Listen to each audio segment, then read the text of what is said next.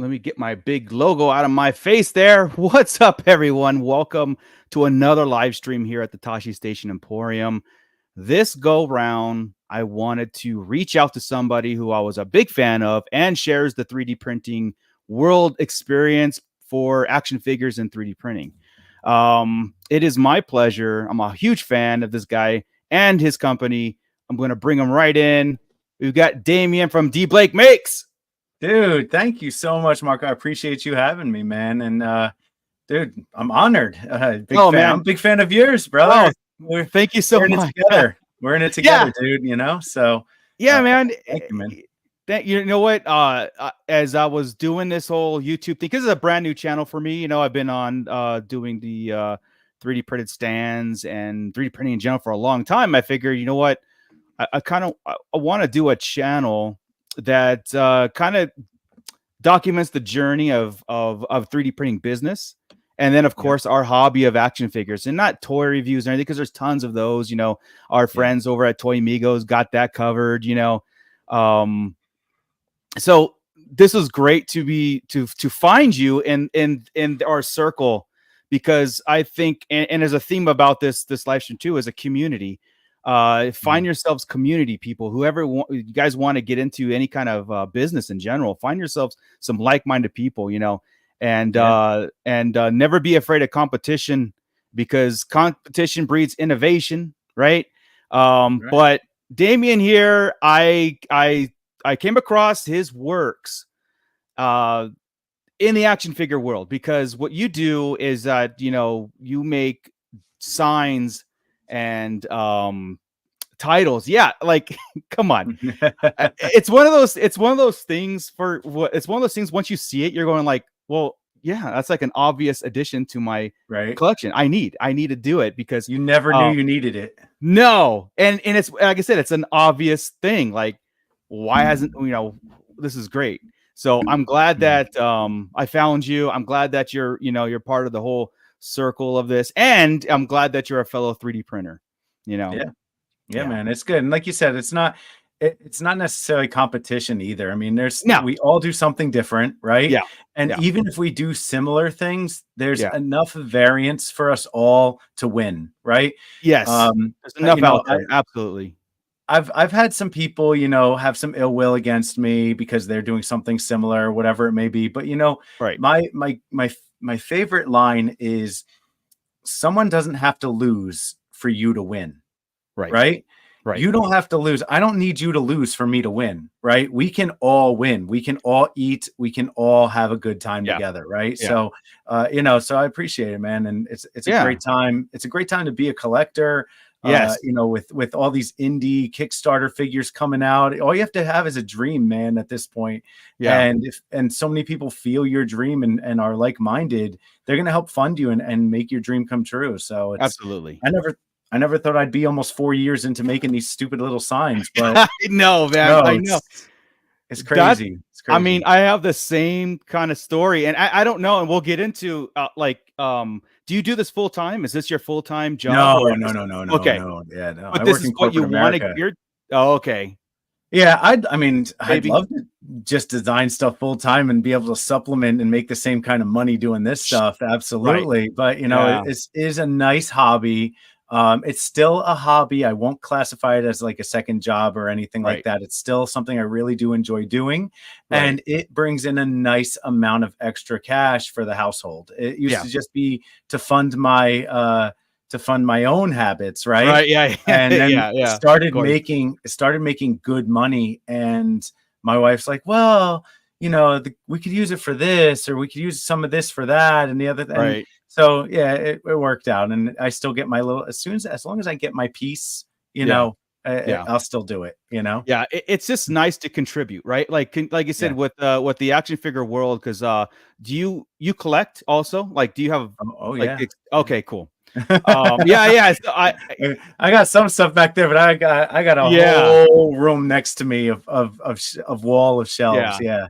And it's nice to know like both of us were contributing to that the sickness of action figure collecting, but also, you know, like you said, you know, your tagline is treat yourself, which is great, because that is like a perfect slogan, because when you look at when you're starting to display everything, you know, sometimes it's boring just to have figures on a shelf and just clutter. Like mine's all cluttered and scattered and everything. I've got details on this side of the wall, which I'm in the process of redoing my room. And that's where I have your stuff displayed in my details. I'm like, well, this is going to be like, you know, Lord of the Rings. This is going to be Star Wars. This is going to be everything. And that's your like, I think we all kind of have that like featured area, right? Yes. Like that, the featured figures, the featured, or you know, the more expensive figures, your Hot Toys, whatever it may be. Like, you kind of gravitate all your featured figures in one spot, and then all the Marvel Legends kind of just get thrown on a shelf. That's what I'm saying. Yeah. So it's like, here's all Black Series. Here's like, you know, I got a mess of shelf here. Again, I'm redoing my toy room, but my details are my sacred item. Yeah. Right. Cool. Well, let's check in here. We've got Mike Hext that commented very early on. Sups up. And of course, we got Sam Rock in here. So this is a brand new, this is a kind of a new channel for everybody who's listening on the Replay Crew live. And for you, Damion, you know, this is, I want these live streams to kind of be in the archives where anybody could pick them up, you know, that's interested in 3D printing in general, that wants to learn kind of how to make a business out of it, you know, or just the hobbyist of your own stuff there for your own, whatever you want. Like our things are action figures, you know, but there could be usage for, well, obviously just all kinds of uses for 3D printing, and it could be for anything that you're into, you know. We've got NJ Tree checking in. That's my buddy Dan. Nice. Well, welcome everybody. I never wanted to make these. I never wanted to go into business. I never wanted to go into business. You know, as a collector myself, I just wanted to make my own stuff, you know, and I started with these stupid chains. Stupid like accessories, you know, posable chains, accessories I was making for Kratos and Scorpion. And I shared it in a toy collecting group and people liked it. And I was like, oh, that's cool. So I started selling the chains. And then I was like, I want to buy myself a 3D printer. I want to get in a 3D printer. I just want to make stupid stuff. I just want to make like desk caddies and skulls and just stupid things, masks. Like I wanted to make like a Mandalorian mask or a Spider-Man mask. Like I wanted to do that. And I don't know, one of the first things I ever made was a Spider-Man sign and a Venom sign for my own shelf. Right. And then we were showing off shelves, we were showing off collections again in Facebook groups, and people blasted me on the signs. How'd you make that? Where'd you get that? I was like, I made it. And then they're like, would you make me one? And here we are, man. It's crazy. It's a happy, it's a happy accident. I have that same similar journey. Like I've been into the 3D printing for about 10 years now. When I got my first one, again, it was a straight up hobby. I wanted to do D&D miniatures, you know. I wanted to do little guys, but FDM printers don't do this, right? So, but I figured out ways of doing it to run my own stuff and making terrain and all that stuff. And then the natural progression of everything. And then, of course, when I got back into action figure collecting. And when you have 10 figures on a shelf, you don't think of stands, right? But when you have 100 and one falls, and they start, dude, that happened to me today. I'm like, what a coincidence. I'm talking to Marco tonight. I'm like, I need to get some of his stands. I'm gonna have to send some to you. I'll send some to you. I had an avalanche this afternoon. I'm sitting there. You know, I work down here too. Like I work from home. So like my office is my collecting space. And I heard just a little tink, like you just hear something that draws your ear to turn. And I was like, what was that? And then all of a sudden it's just like, and I was like, oh no, like I lost like 15 figures. I was like, God. Yeah, dude, at 2 o'clock in the morning, something will fall, and I'm like, nothing in my brain goes, someone's breaking in. It's goddamn figures fell. No, it's not. It's not anything like, you don't think anything's bad's happening. Well, someone's breaking in, but you almost wish somebody was breaking in. No kidding, because it's like, you know, I can deal with that. Yeah. NJ Tree, cascading action figures rate of passage every 2 months. I was, and I've said this before on other shows and stuff. I was actually, it's funny, I was against stands, like putting action figures on stands. I thought it kind of took away from it. Sure. Absolutely. Until the collection grows beyond where, you need them. It's necessity now. Right. And if you make them nice, like yours, like, right, you make them nice, they're not obstructive, right? That was They a do goal. the job.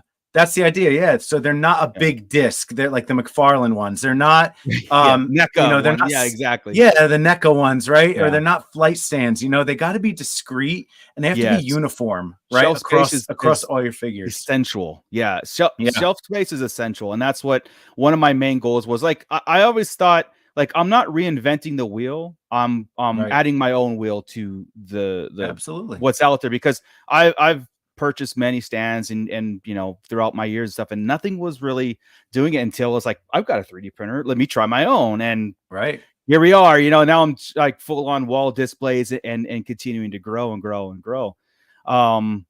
What was your first printer that you got? Like your first 3D printer? So my first printer, hold on, I lost my earbud. My battery died, I think. Give me a second here. No worries. Yeah. Mine was a little printer bot, all metal printer bot, 6x6x6. And I still have it to this day. I don't do much on it anymore, but it still works, huh? It still works, but I've kind of retired it. And I've printed half of a R2D2 unit, like a full-on R2D2 on it, small. I've done helmets. I've done so many things on that little printer, nice. as a hobbyist. Yeah. My first 3D printer was an Ender 3, the $100 special Ender 3. Yeah. Right. And I got it, I tuned it. I got all the aftermarket parts for it, and I'm a handy person. Right. And I think when you're a 3D printer, you also need to be partially a mechanic. You have to be mechanically adept to be able to fix these things, right? Yes. So many people buy a 3D printer thinking they're going to get out of the box. They're going to be fine. They do 2 or 3 prints. Things are great. And then something goes awry. Yeah. And they don't know how to fix it. They can't even change a nozzle, right? Right. And then they forget about the whole thing. They scrap it and they just say, I'm done with this whole hobby. Right. Yep. The ones that succeed and the ones that do well are the ones that take the initiative to learn about the machine and understand what needs to be done for it. So, a little $100 Ender 3 Pro, with an 8-inch bed, and I'm knocking these things out. That thing's running 24/7, Okay, I had to change the extruder. I had to change the springs. I had to change the belts. I had to change the motherboard like 3 times, right? Wow. Yeah. I have an Ender 3 also sitting in my bedroom, and I cannot get the Z to register, the Z accent. And so it will start printing in the air every time.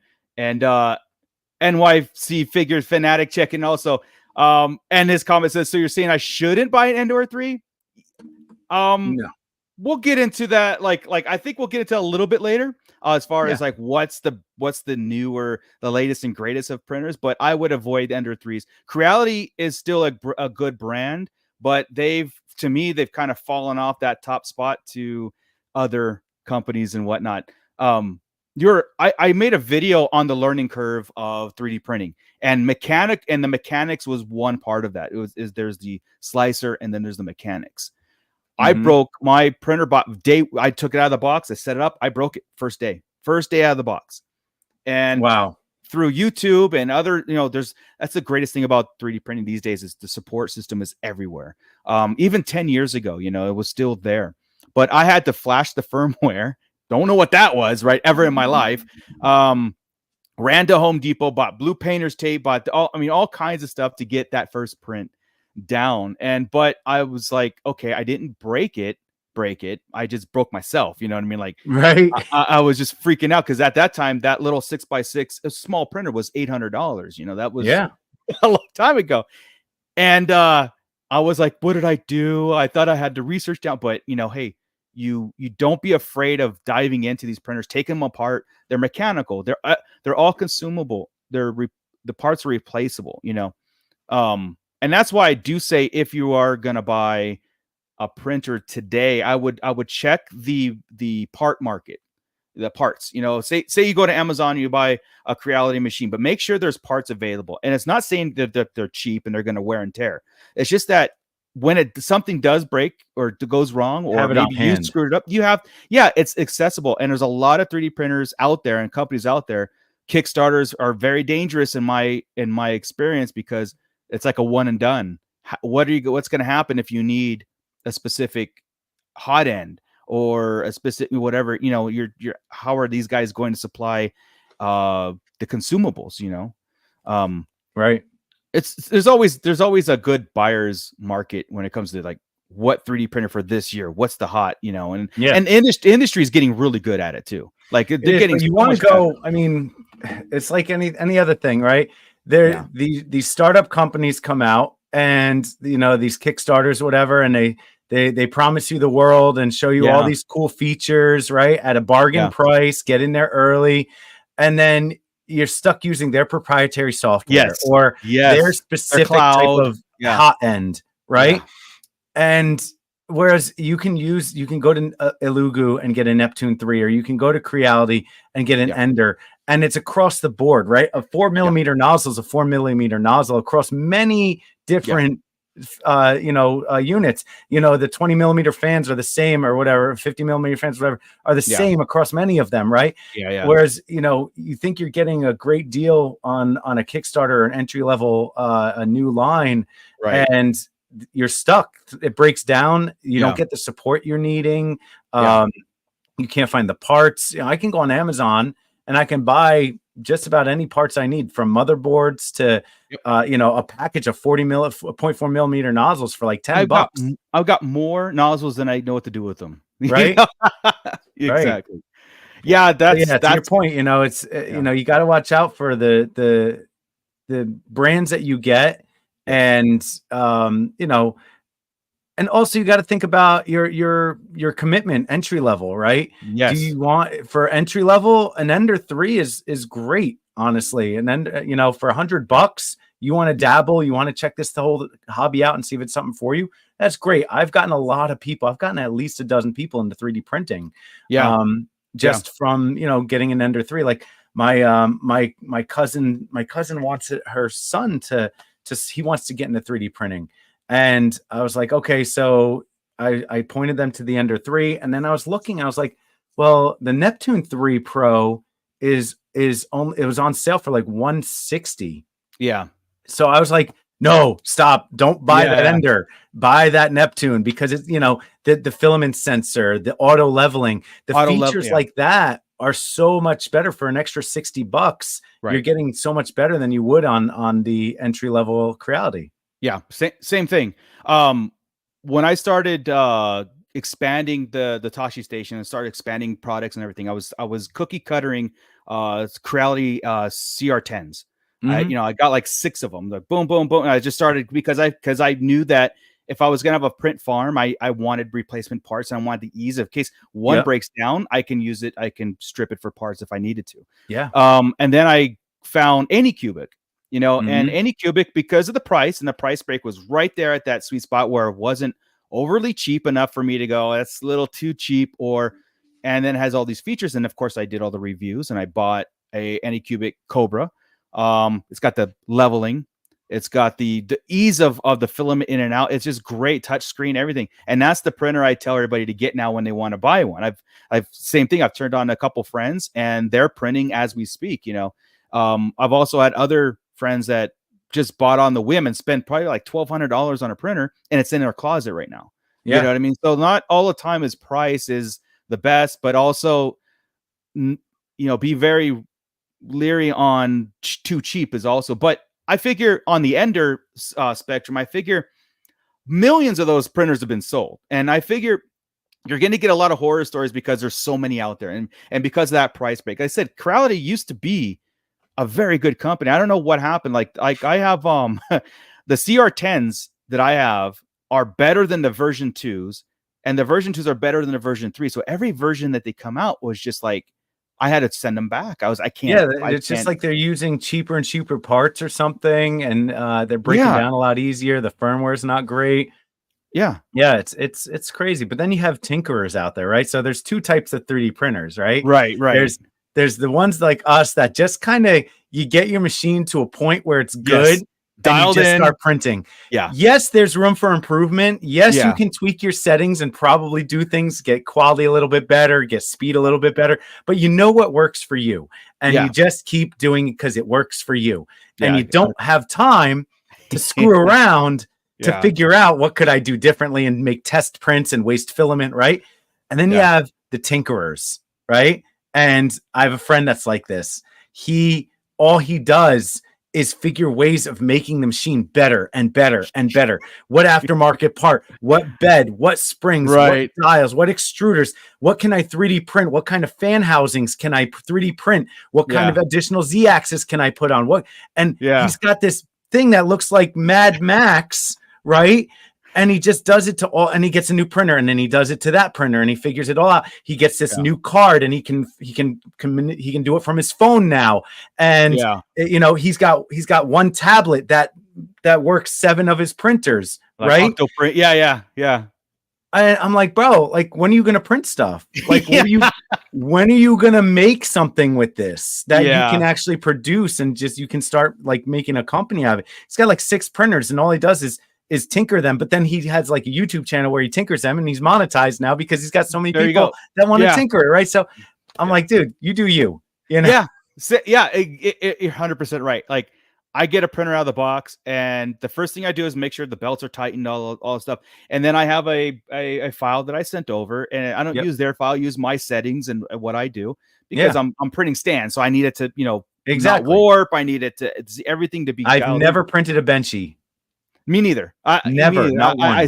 I've seen them all out there, but no, I've never printed a test print in my life. It's always been my set, because my purpose now is business. It's a business, and so it has to, like, and it's funny because, like, I have 14 printers right now. Total, and not every one of them I can send the same file to. I have like 3 that do these like perfectly, and 3 that do these perfectly, but I cannot mix match because I don't know what it is. It's just like this print, and they're it's the same a setting. brand. Yeah, you just can't. They're just you know what file, like, file will print well on this printer, and then you put it on the other printer, and something's just off. But you did it the same way. You're using the same slicer, using the same thing. It's just something is off about that printer that doesn't give you the quality that the other one does. So you're like, okay, well, I'll just have to do what I do on that other one. Yeah. NJ Tree, he feels attacked writing my own G code over here. Yeah, he's one of them. He's a I tell you, he's a Prusa nerd. He's a queen. He's a diva. He's a Prusa diva is what I call him. I would love to have a farm of Prusas, but not at $1,000 a pop. Not right now. That's what I'm saying. You got to work with what works for you and your budget and what you're making, right? Like, we're printing in like PLA, like you're not doing ABS and PETG and all these other filaments that you need enclosures and hardened steel tip nozzles and stuff. Again, it depends on what you're using it for. 100%. We're making stupid toy accessories. Yeah, exactly. This, like, all I have to make sure is it's not warped, the pegs don't break off. It's a little bit durable, and it's thin enough, and that's it. And like I said, all 14 printers are printing these 24/7. When I get in trouble is when I started getting into my accessories that I do, like the Star Wars boxes. And yes. When you start getting into things that are fitting together, and now some detail. And now I've gotten to the point where I do that where I tinker that printer for that specific models and nothing else. It doesn't print anything but that. But again, that's like a print farm business. A lot of people do that.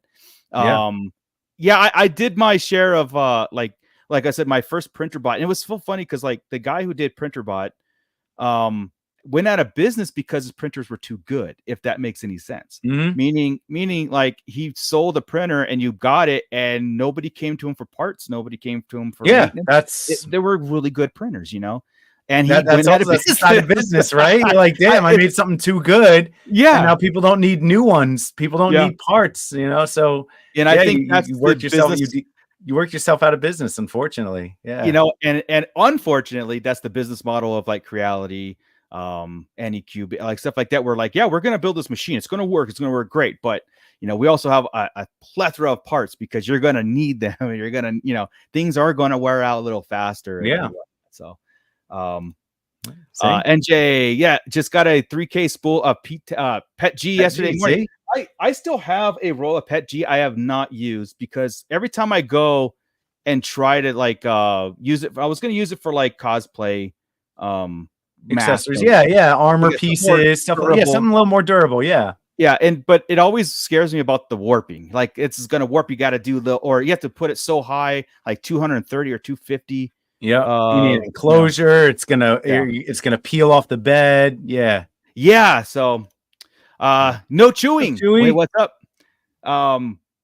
So what is, have you ever had a meltdown? Like when I say meltdown, meaning you come home and the nozzle is just molted its way up into your hot end. Okay, good. I'm not the only one. Yeah.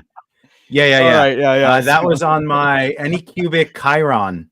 Oh, wow. Okay. I had that big 14-inch bed, right? Or 15-inch bed Chiron, right? And man, I had nothing but problems with that machine. The hot end, I replaced that hot end like 16 times, and it was really only just because the sensor kept going, and not that many, maybe 4 times, but one time. One time, either loosened or something, and I came back and it just looked like a popsicle. It was just a blob around the whole thing. And I love being like, I'm in Facebook groups, for 3D printing beginners and all this stuff. Right.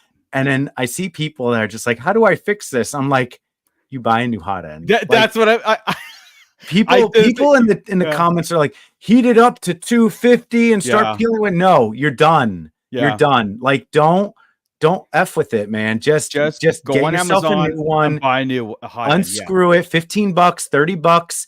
Unscrew it, put the new one on, and run your little, your tubing to it, and you're good. Like, don't mess with that kind of stuff. The biggest inconvenience is just waiting. The printer's going to be down for a couple of days while you get a new one. I've had a couple of those meltdowns, and same thing. Whereas, like, I'm not fixing this, right in the trash. And like reality, I said, the hot ends are like the version 2s are $20. So I bought like 5 of them. Now they're sitting there just. And sometimes if a nozzle and I get like thermistor issues or whatever, I just take the whole thing and throw it away. I mean, the thermistor, that hits you every now and then. Thermistor issue, I mean, anybody who's listening, I don't want to discourage, because the problems will arise, but I feel the more you get into it, the more success that you have versus, trials. Oh, the success outweighs the failures. 100%. I mean, you really. God, I can't. For as long as we've been printing, you got to say maybe a 5 to 10% failure rate. Yep. At the most, right? You learn those in the beginning, and it's usually only because a wear and tear, or in the very rare cases, a bad slicer file, like it didn't go onto your SD card right. So there's so many common failures that you find a way to identify those. So you know what's happening, right? You know that if your thing starts feeling, if your print's spongy, you've got a clog somewhere. You're under extruding, right? You know that if you've got globs, you're over extruding and your hot end's too hot, or something. So you just got to play with it. And once you identify those failures, your success rate's gonna go up. It's a lot of trial and error. Everything. It is. It's trial and error. You don't just ride a bike, right? No. And knowing, you're right. And like knowing what to look for too, right? Just one of my biggest tips was for anybody was like, don't take it for granted. Meaning like, if you print today on Monday and 5 weeks from now, you're still printing, make sure just wiggle the hot end, wiggle your bed and stuff. Make sure because those tires or those wheels. You get an oil change on your car. You get tire rotation on your car, because it's running all the time. It's anything mechanical, right? And your lawnmower, you got to sharpen the blades. You got to put gas in it, right? So it's just any mechanical item. If it's running for long enough, you're gonna have to fix it. I mean, I can't remember the last time I had to level my bed. I know because I got it good, right? I got it in a good spot. I don't screw with it, right? I'm not prying my stuff off and doing anything Yeah. that would mess with that, right? But every now and then I may notice, where, if I'm ironing a print, it's digging in a little bit too far or something, right? So I might notice that I'm like, okay, time to relevel, and I got my little piece of paper there, and I'm, so yeah. But for the most, like you said, once it's running good. But check it out every now and then. Make sure things are tight. Exactly. It's just like I said, paying attention to it, knowing what to look for, when to look for it. Yeah. And I always anticipate like, okay, this printer's been running way too good for a while, so I'll go and I'll just check, whatever, and like, and it'll be fine, And like I said, you're due for a meltdown or a failure, right? Yeah, because again, I'm going back to CR10s, Corelli CR10s. They're all mechanical leveling, all of them, Yes. And and you're sitting there with the knobs, and you're and then you're sliding it up this way. Okay, sliding it diagonal, and you're doing the whole back and forth. I know. And I just learned to like pay attention to my prints and see when the stands are starting to get thick. You're like, oh, this is too thick, and like, all right, I gotta level this one. With the ender, I stopped using paper. Like I got to the point of leveling it so often that I could just go like that, and I could see how far the nozzle was from the bed, and I knew that was the perfect spot, and that got me the perfect bead, right? So at that point, I would just get there, and I had a light, like I had an LED, and I could just see it. And I just and I just turn a little bit, and I have the other thing in the beginning, like, do I turn left? Do I turn right? Which way? Look, even though there's arrows on those nozzles that say up and down, but you got to be underneath it to see the arrow. Yeah, exactly. So it's so fun. Yeah, I do the same thing where I will look at it, eyeball it, and then turn it just so I can see that space in there, And I usually run something, and I look at the flatness of the first layer, and right. It's you see if it's squished down or if you've got a nice bead on it. You get that. I don't print on wraps or anything. I just do the skirt, the outline, Yeah. Just to prime, and that's more so just to purge the nozzle a little bit. So I get that purge, that outline, and then it just goes right into it. Yeah. I don't do wrapped on anything. Even like unless I'm doing something that's thin and like when I was doing, if you need that extra adhesion. Yeah, for that something tall. Totally, that wobble, it wants to But it's great. Like honestly, man, like I found my niche. I've been working. I've done so many things. Like I worked in Los Angeles and doing computer drafting, and that's where I can like use that expertise into my designing, and CAD and stuff. But I mean, I worked in all that, like I said, the corporate worlds and everything, and I became self-employed, and I found my niche in 3D printing. Like I actually really love the technology. I love the prints. I love like just being able to design something on screen and then 2 hours later pulling it off a bed and be like, boom, there's my potato chip holder. Boom, it's like it's the simple things in life, right? It's just I did that. I made I remember one of the first things I made after the signs, right? And I started getting more busy. I was like, I need a business card holder, right? And I was like, I want a cool ass business card holder. It's like something really cool, different, right?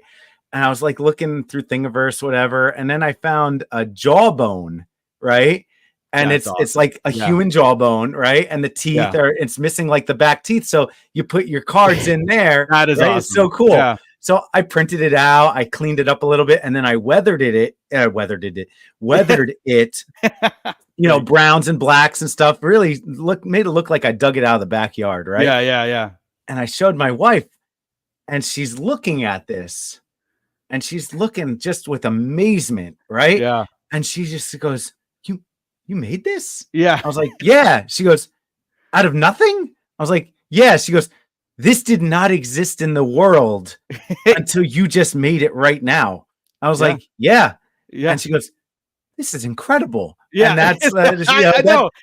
I don't know. It's just like a core memory for me, because it was just so cool that like, she made it sound like, this never existed until we made this. We created this from this spool of weed whacker wire. Right? I love it. I love it when anybody comes over and they go, "Oh, this is cool." So yeah, it's 3D printed. What 3D printed? Yeah. And then like you get into it, and again, it's just a cool technology, and it's taken over my life, and I'm sure it's taken over like your hobby life and everything. And yeah, it's been busy. It's been good though. What printers do you have right now? What are you running? Yeah, so I only have 2 FDM and 1 SLA. I have Neptune 3 Pro, and then I have Neptune 3 Max. And then I have a Plus coming my way from a friend of mine that moved on to Bamboos. And he's like, well, I'm not going to use this Plus anymore. Do you want it? And I was like, yeah. He's like, I'll give it to you for like $100. I was like, I'll take it. You know, why not? Yeah. And then I also have a Anycubic Photon Mono X 4K for SLA printing. Awesome. So gets the job done, you know, for the things I need to make SLA. Yeah. And that's it. It's just that those 3 printers is making thousands of these signs and accessories. That's awesome. They're cranking. Yeah, man. I love it. I have 3 resin printers, and I don't do anything with them with the business. I just have them. Like, and the same thing. Some guy bought a pallet from like Amazon pallet, whatever, and 3D printers were on there. He goes, "Hey, if you can fix them, they're yours."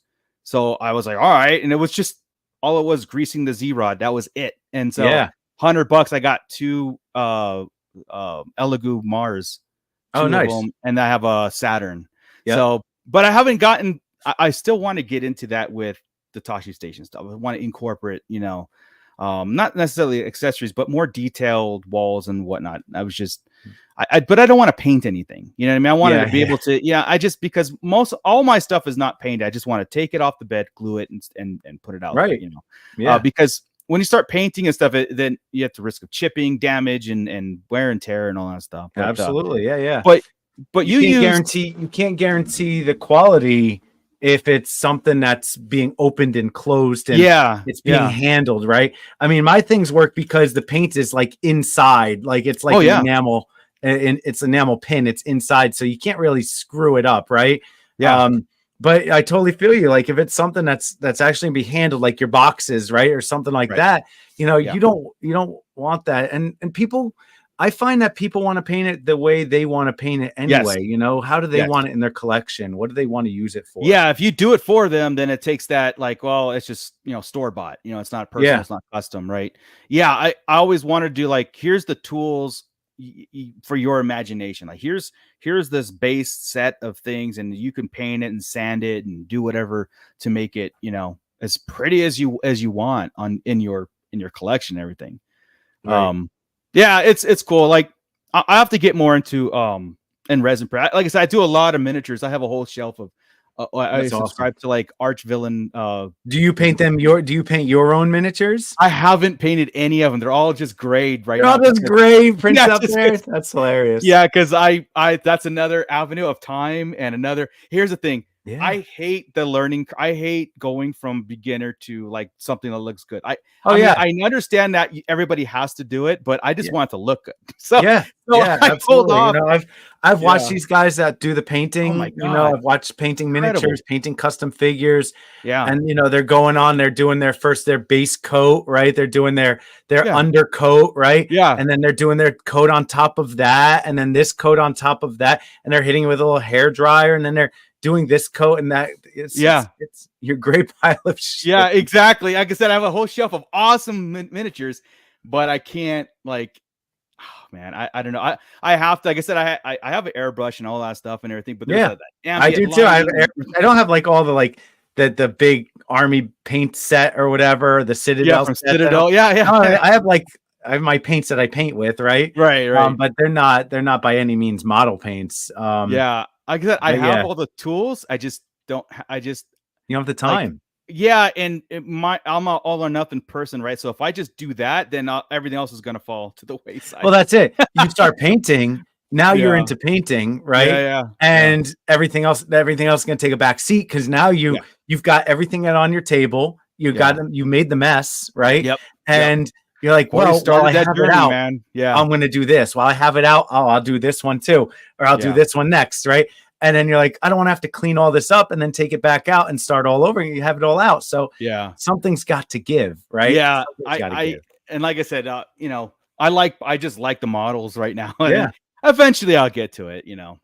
But did you model a lot of your own figures? No, none of the. So in my modeling experience, I use Blender and I use Fusion 360 for all of everything that I do, and most of 99% of everything I do is more industrial, you know, primitive shapes like that. When I started getting to like the organics, like of a figure or some sort of like rock formation, that's where I'll start using Blender. But no, I don't model the miniatures. That's a whole thing, dude. Like, yeah, I know a guy that models. I know a guy, he does like industrial design for his job, right? 3D modeling and stuff for his job, and like electrical panels and stuff like that, right? Yeah. For construction. And then he takes his models and shrinks them down to 1/12 and puts them on dioramas and stuff.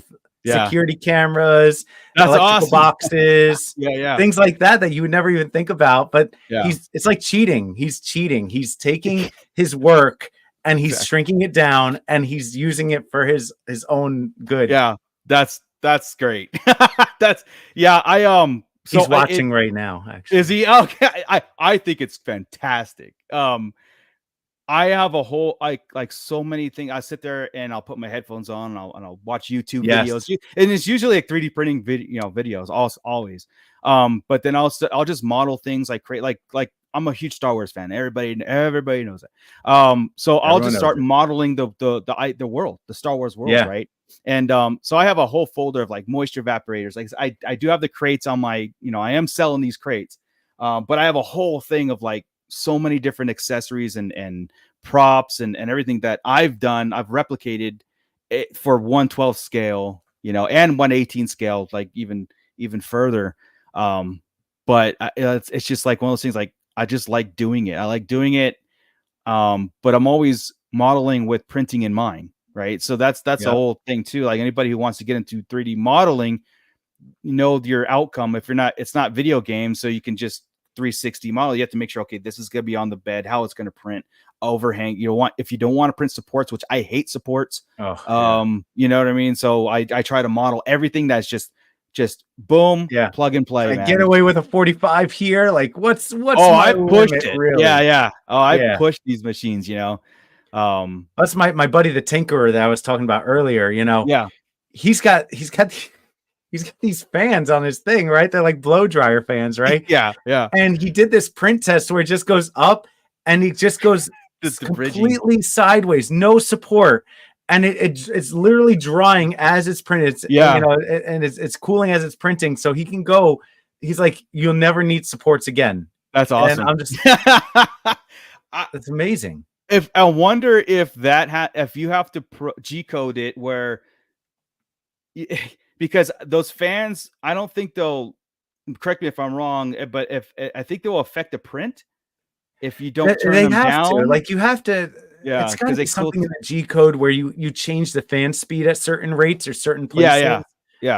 Because you can't just let that run the whole time like that. Because you'll have separated layers, you'll have them warping way too fast. They won't bond. Your layers won't bond properly. You're right. Bridging, if they're cooling at the rate that they're printing out, they'll never bond to the layer below it. So there's got to be some kind of code into that, or maybe it was just showing off. I don't know. But I mean, that's the great thing about 3D prints, because these printers are capable of doing that kind of stuff, right? It doesn't mean that you're going to use it all. It just means that it's capable, you know?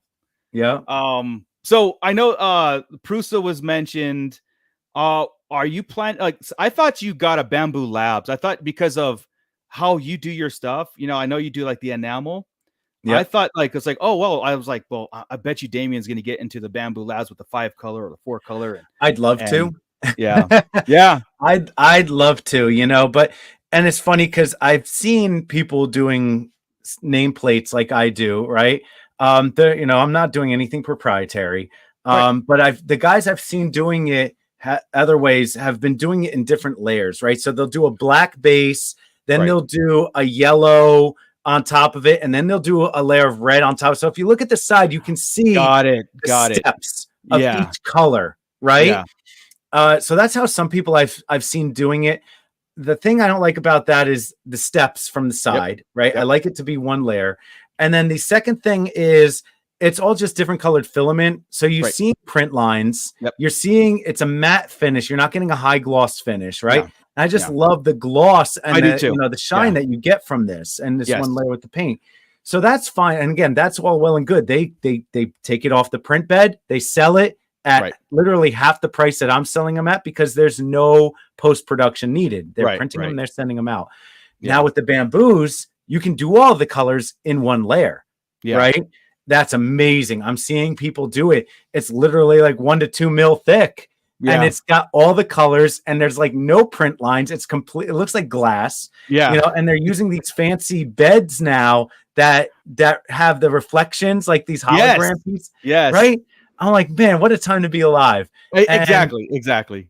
And I'm looking at it, but I'm like, man, that's $1,200. And I know, you know, that's like my whole printer budget. I could get like 4 printers for that, you know? Yeah. Yeah. So, I was just sitting there going, like, looking at it, go like, oh, that would be like, I wonder if you were going to transition over to that. Yeah. But I do like to. And my buddy Steph Detour Customs, he just took the plunge and got the not the X1 Carbon, the other one with the 4 colors on top. Yeah. Geez, it's the mini, right? But it's not. Well, it's not the mini. It's the is it the A1? Yes, A1. Yeah. Yeah. So A1 he just got that, and I haven't heard from him in 3 days. So I don't know if that's either that's a good thing or he's throwing it away. right. So you know, I'm waiting to hear. I just messaged him and be like, "How's that thing working for you?" You know, I need a report. And you know, but that was I think that was $800 or $900. You know, that version. So again, that's it's a chunk. Yeah, I'm curious because everything I do is inlaid, right? So I print inlaid and I just glue them all in pieces. So I'm curious to see, but there's a lot of waste I know involved in that. Yeah, and all the poop. Yeah, right. Exactly. And I wonder, and it takes forever. Like a 3-hour print is now taking 8 hours because it's got to go over, it's got to purge, and then it's got to do the next color. Only for like one line, and then it's got to go over and it's got to purge and do the next line. And so like for a centimeter. Yeah, so it's like one of those things like this is good technology because I think the future is bigger printers and multiple color printers. They're going to really figure out the coloring. Yeah. They're going to make it almost like an Epson printer where print is just it's coming.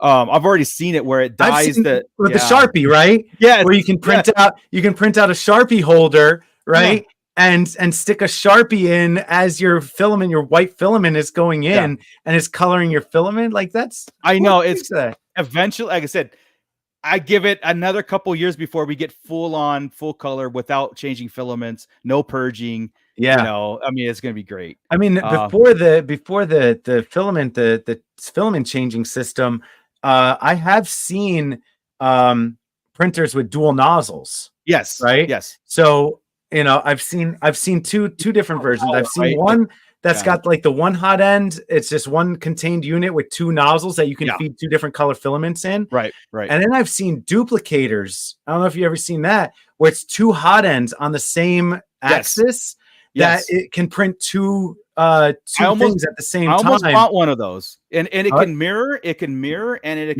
can mimic. So because I could put like 2 on. And it'll cut, like that's was something I can use because it'll cut my production in half. Exactly. Exactly. And that's why I like the SLA too. Like I have certain signs that I do on the resin printer just because I got the size that I need, but I can print like G.I. Joe, right? Yeah. Very minimal detail, right? Yeah. So my G.I. Joe signs, I can print 9 of those in resin in 3 hours. Whereas if I were to do 9 of them on my filament printer, that's 12, 13 hours easily. You know, and resin is great because it's all about the Z. So it doesn't matter how many. It's what the exactly. It's all at one time, and I love that. You know, so some of my more popular ones that don't take a lot of detail that I can just knock out, that I don't need any supports on or anything. Literally, I just print it on the bed, right, and then it comes off, and I pop them off the bed. And I'm good to go. So that's great. That's great. Yeah, I'm going to I have to dust them off and really get into it. The resins, but check it in with the chat here. NJ Tree. Lately, I've been designing supports onto my models, so I don't actually have to support them And then when I print, just pull those away. Yeah, I do. I would say this, anything that, well, as far as like Tashi station stuff, though, those are all zero support. Cause again, it's got to be fast. Like take them off the print. Honestly, I could take them off the printer and bag them and ship them. Yeah. But personal stuff that I do, or when I get a chance to, I tend to like, cause I go like Thingiverse or whatever, even if I design something, I could do, cause I know I'm going to sand it or, do some post work and whatnot. And that's the whole thing too. Again, it's a mental game, right? Like, okay, I'm just a sand. I don't care if it's print lines or if it if it doesn't. Yeah, we own like the signs on my shelf are not duds, but they're not ones I would sell. Right? Yeah, they're fine for me. I'm okay with them. You know, maybe there's a scuff or maybe I got a drip here, something that didn't look right. Exactly. But it's fine for me. I'm my biggest customer. I tell everybody at the toy shows, I'm my biggest customer. And there's not a shelf in my office, in my room, that doesn't have its own display piece for it, whether it's Ninja Turtles, Animals of the Warrior Kingdom, Mortal Kombat. They're all my shelves have their own signs. And that's, I did it for me. I didn't do it for anyone else. That is fantastic. But yeah, I think to your point, it's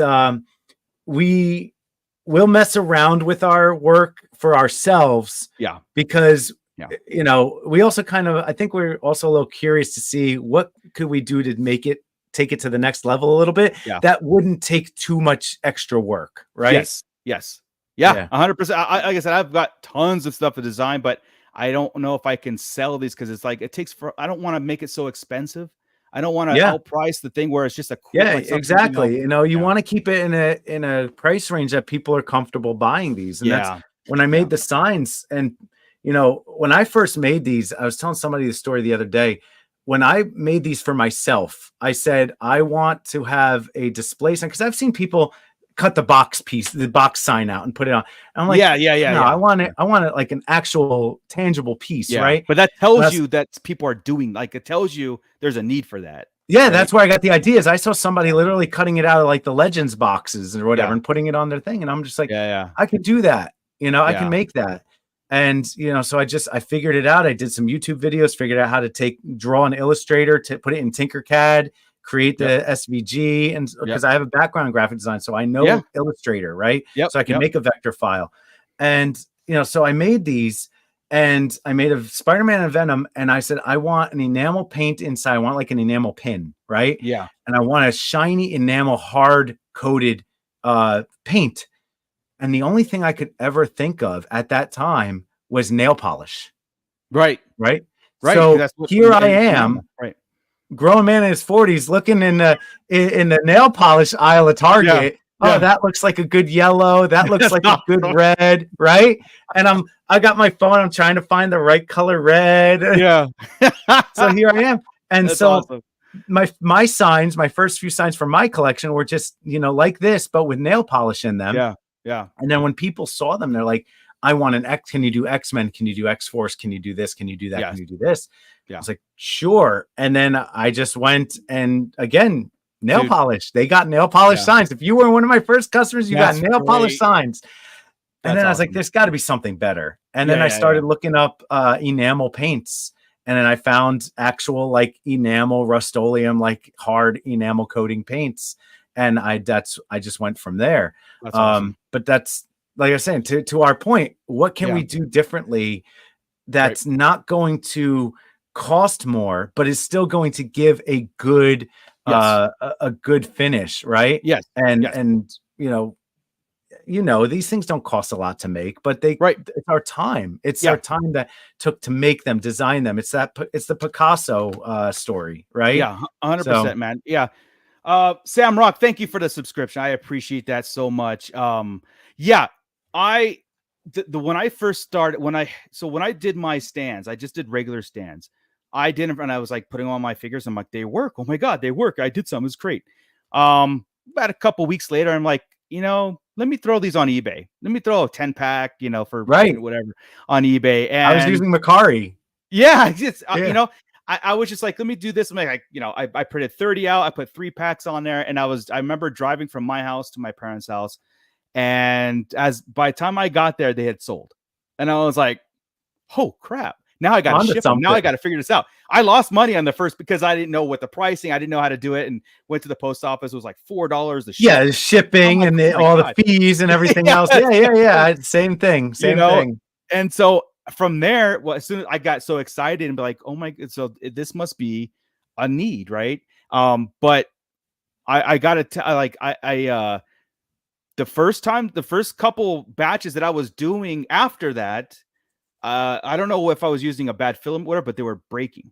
And I got really like, oh my God. And I send a note to these guys, hey, if they have any problems, I'll replace them for free. No problem. Just whatever. And they've been one of my best customers, the guys that bought from day one, so nice. But I went in there and I made sure the wall thicknesses were a little bit over because I needed that binding. I needed the pegs to be solid, not a hollow, because I don't want them snapping off. Pop right off. Yeah. Yeah. Because, couple times where a figure has fallen way early on, the peg goes off, and I was just like, nope, I got to get this stuck in the foothold. Yeah. Yeah. So I said, no, I got to get this right. I'm not going to start a business and try to troubleshoot as I go. I got to have this 100% right. So I withdrew, redesigned things. I made things solid. I mean, like I said, I figured out a lot of slicer settings, you know, with especially in action figures, because they're not all like you can have 100 of the same Hasbro line and not all of them are the same hole in the figure. Exactly. And that's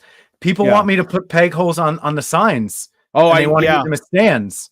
Dude. And I'm like, I can't put pegs on my stands because what are you using it for? NECA, Mezco. What are you going to use it for? Because all the peg holes are different, and even across the same line. Yes, they're different. Even legends. You can't buy this Spider-Man legend and then that Spider-Man legend, and they'll have different holes. It's ridiculous. Yeah, and that's why I did two versions. I did a bigger peg and a smaller peg, and so like my standard and a bigger one.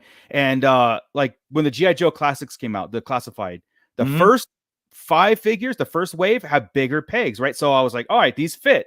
And then other waves were coming out, and they reduced Hasbro reduced all the pegs. So now I was getting messages. These don't fit classified. They don't fit classified. They fit the first 5. That's why I have the bigger version. Yeah. But you get the standard, and I'm telling you, they fit the standard. So it's frustrating for me because I'm designing around a product that's out there. Yeah. And if they change, you know what I mean? So yeah, it's tough. It's very tough. I've seen other guys. I think there's one. I think it's Can of Beams. He does the acrylic stands, right? The hex stand. Yes. But he does it in like a Mezco type where you can pop out the plug, right? And he gives you a bag of like 5 or 6 different little pegs that you put in that plug, depending on what figure you want to use it for. I think he's got 3 or 4 different peg holes, and I think he also has the sandal that cups over the top of the foot. I think he might also include that, which is clever, right? But it's you got to charge for that, right? That's an expensive. Now you got all those extra pieces laying around. It's tough. It's an expensive stand for one figure. You know, it is. You're exactly paying $3 or $4 per stand, and if you got you can't spend $4 per stand when you have 100 figures. Now you're $400 just in stands. It's crazy. Yeah, that's why I always add samples on every order of a bigger version. Like, hey, here's a bigger version just in case. Just in case you have that odd. Yeah, you have that odd figure. Yeah, and if it's a bigger order, it's not costing you anything extra to kind of throw that in there. Oh no, exactly. So we're collectors, so we're designing with us in mind and what I would buy and what in a price point that we're comfortable selling at. Right. So I've seen you do a bunch of shows. Like you've taken. So I know you have your if anybody wants to get a hold of Damion DBlake, DBlake Makes, you go to Instagram or his Linktree. You message you personally, and this is what I want. I know you've got a couple things on your Linktree as a. I really got to build out a Shopify page. I really got to do that. I've been meaning to do it for like a year. And it helps. I built the whole thing. I built it. I took product photos. I did all the pricing. I did all the background work. I did everything right. And I had the Shopify open. I didn't launch it, but I had it mocked up, ready to go. Yeah. And then I couldn't link it to my Instagram and Facebook for whatever reason. I couldn't link it to make my products available and make people yeah. go, showcase my product on Instagram and go click on it and they'll take them to the Shopify page. I couldn't get it. And I had a mental breakdown about it. And I just said, F it. And I'm like, I'm paying $25 a month for Shopify for this page. And I've had it for like 6-7 months now that I can't link it, that I've been trying to figure this thing out. And I just said, I can't pay for this anymore. And I hear you. So I have friends now. I think since then I've expressed my frustration to other people that have actual like Shopify shops and stuff. Yeah. And they're like, oh, I'll work with you. We'll figure it out, So I'm going to get there, but yes, thank you. But for now, people can just send me, a message on Instagram or something, but I do those shows too. Yeah. I have my stuff linked from Facebook and Instagram, but it took a while. It's for some reason not instant. So it is, okay. So not just me. Okay. It took a while for me to do it, but that's cool, man. So anybody who you're saying, but I do the shows. Yeah. So you've been doing more shows. I've seen you do more shows. Are you more locally? Because you're East Coast, right? You're in where state are you? Okay, cool. Yep. So you're gonna go like New York Comic Con or like do you like I won't set up there. No. But you'll go. Okay. Two reasons. One is it's hella expensive. It's like I think I know the cheapest table's $2,500. Yeah. And I've heard from other vendors there that are just like, the Wi-Fi is so terrible. They charge you an extra $500 to use the Wi-Fi there. Yeah. And it's so bad. People lose sales left and right because the Wi-Fi is so shoddy. Yeah. You can't get a good cell signal there. Right. Yeah. And so look how much product you got. Wi-Fi is one part. Jeez. And the second part is, I don't necessarily need that much exposure. Right. Making, licensed, designs and stuff like that. Yeah. But, as an artist myself, I've looked into it. Right. And, as long as I'm making these as a single guy, I'm not mass producing them. I'm not selling them for wholesale for redistribution. Right. They are classified as art. So, I can do okay with that. However, if I was ever told to shut down, I would have to shut down. Right. And I don't want that. So, I'm fine having just the eyes that I have on the local toy shows and I know people in the industry and, bigwigs in the industry. And they're basically like, you're not making anything that we're making. You're not taking money out of our pockets. If anything, you're enabling people to buy our stuff. I mean, yeah, you think about it. So that makes me feel good. So I won't do New York I'm going to New York Comic Con as a fan, right? But not as an attendee. But there's a lot of other shows. I've got Legion's Con coming up. That's a huge show. New Toy Con New Jersey. We have a lot of toy shows in the Northeast here, and I hear it from a lot of the West Coast folks and the Mideast, and they're just like, man, I wish I had all those toy shows, we have toy shows like every month here in the Northeast, and it's fun.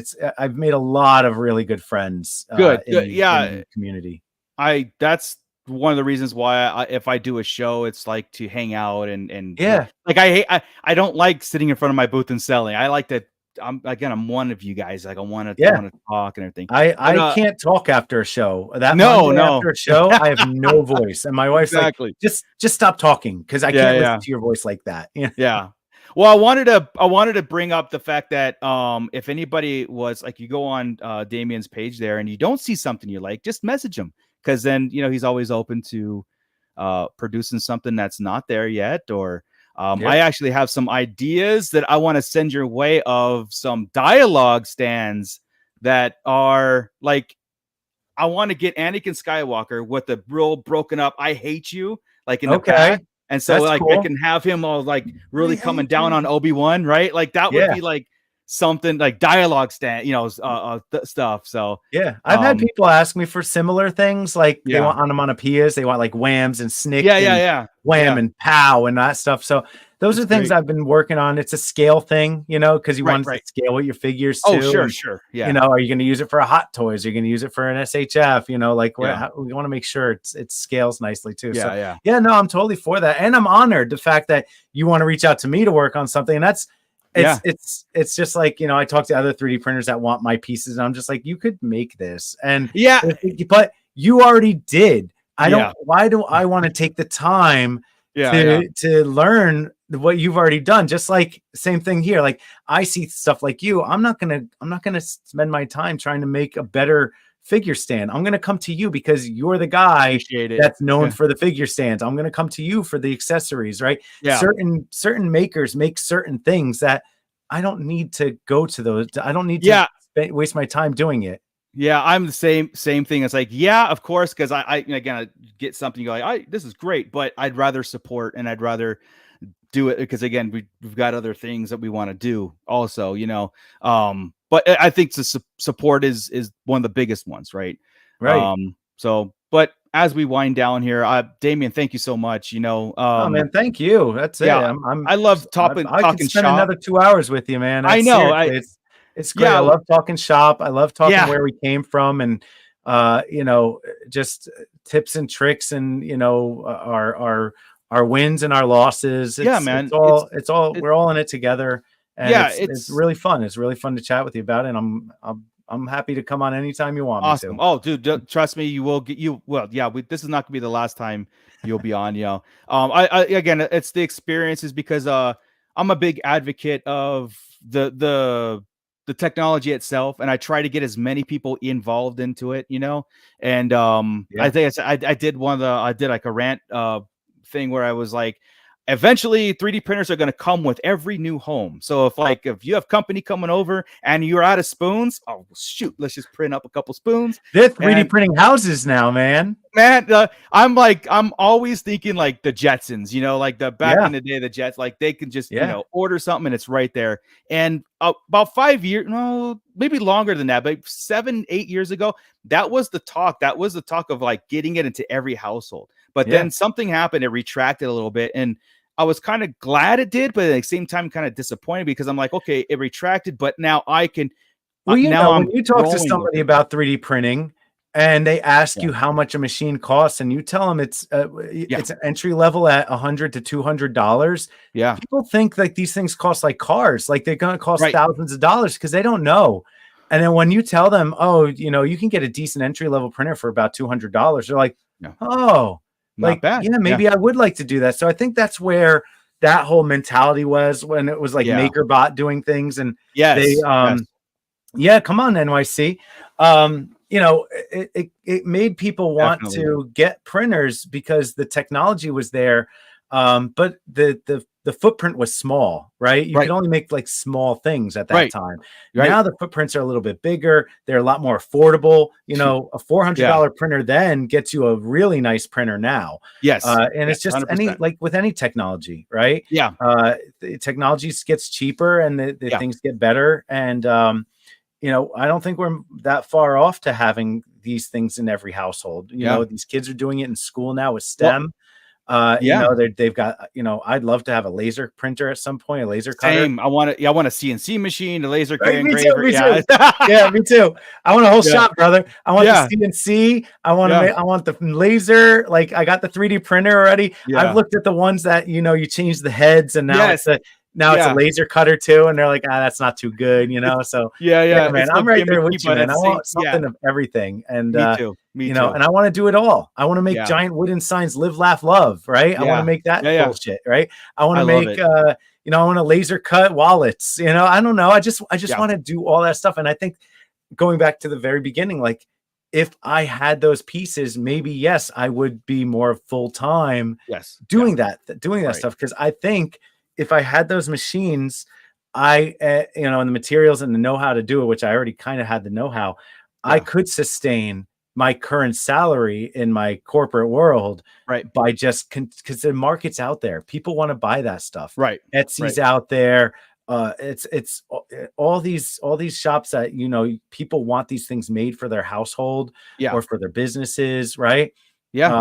It's out there. And I think if you have the know-how and you have the capital to start up something like that and get the machines, it's the world's your oyster, man. Hey, look, both of us started as a hobby, and it is kind of a hobby still, like in a way, because again, we're supplying our collection, we're making for our collection. But the fact that you're making money doing it. You know, even if you can sell something, it's makes you feel great. Like there's some vindication that like, whoa, you know, I actually made something that someone bought and they liked it. Oh my God. You know, it's when I see my signs on people's collections, man, it like fills my heart. Really. Seriously, like I'm trying not to get like sappy, right? Like mushy, but when I see that and I just see people's displays and I just see that and I'm like, man, I made that. That came from my house, my little workbench behind me, flew across the country or another country and across the world, and they have it on their shelf, and you know, they love it. And that's why I live off of Instagram, because I follow, like, I try to follow as many toy collectors as I can because I love seeing collections. I love seeing the way people display. I actually study people's display so I can like mimic it myself and be like, oh, I want to do this. So again, it's great. And so I'm going to do more, like I said, more live streams. I think it's great to have people on there like-minded, have the same journey and projection going forward. And, you know, getting people inspired, I think is important too. And especially these days. Right. So like NYC Fig. Yeah. Great talk. Giving me the itch to buy a printer again. Yeah.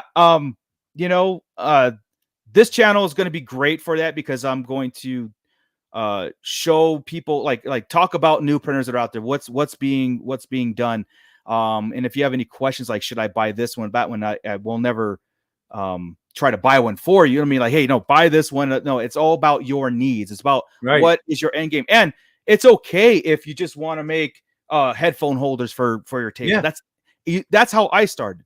And now I'm like, you know, getting into like other things. And that's what I tell people too. They're like, what kind of printer should I get? I was like, what do you want to make? What do you want to make? Yeah.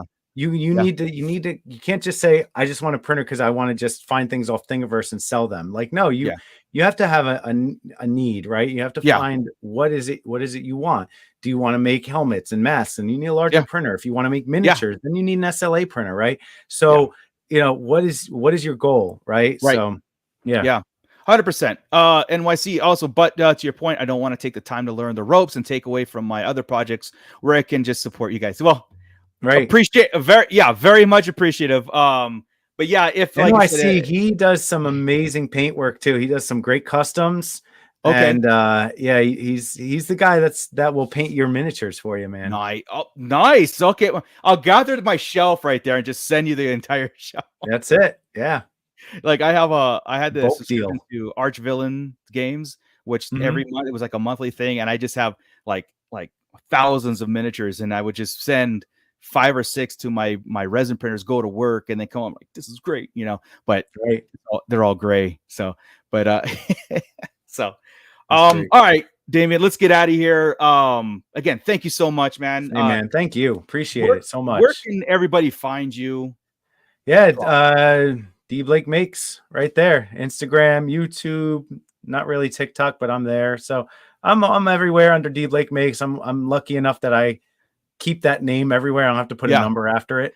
Right. So, yeah, you can do it like your own DBA and be like, I don't have to file nothing. It's my name. Right.